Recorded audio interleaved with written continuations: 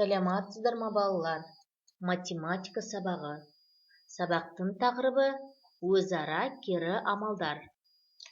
Бүгінгі сабақта қосу мен азайту амалдары компоненттерінің арасындағы өзара байланыс туралы білетін боласың. Қосудың ауыстырымдылық қасиетімен танысасың. Балалар, суретке қарайықшы, не көріп тұрмыз? Шеңбер. Жақсы. Балалар, бірінші қатарда неше шеңбер берілген? 4. Екінші қатарда 3. Барлығы неше шеңбер? 4 қосу 3 тең болады 7. Жақсы балалар. Ал енді кері мысал шығарып көрейік кәнеке. Барлығы бізде неше шеңбер? 7, иә? Содан біз бірінші қатардағы шеңберді азайтып тастайық кәнеке. Барлығы бізде нешеу? 7, одан нешені азайтамыз? 4 азайтамыз.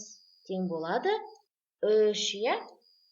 Балалар, қосу мен азайту өзара кері амалдар.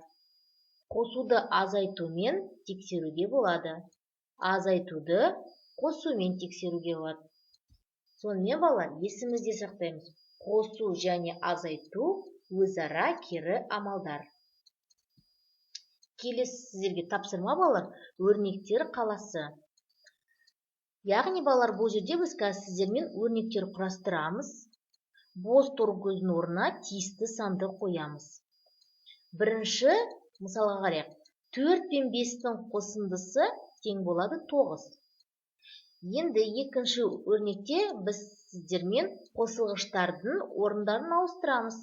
Яғни бұл жерде біз ауыстырымдылық қасиетті пайдаланамыз. Яғни 5 пен 4-тің қосындысы тең болады 9. Енді қосуға кері амал азайту. Ендеше 9-дан 4-ті азайтамыз. Тең болады 5. Соңғы өрнекте енді 9-дан нешені азайтамыз?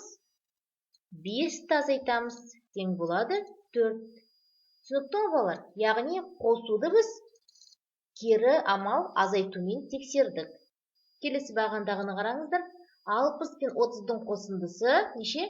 90. Енді қосылғыштардың орындарын ауыстырамыз. Яғни 30 пен 60-ның қосындысы тең болады 90. Енді қосуды азайтумен тексереміз. 90 мен 60-тың айырмасы тең болады 30.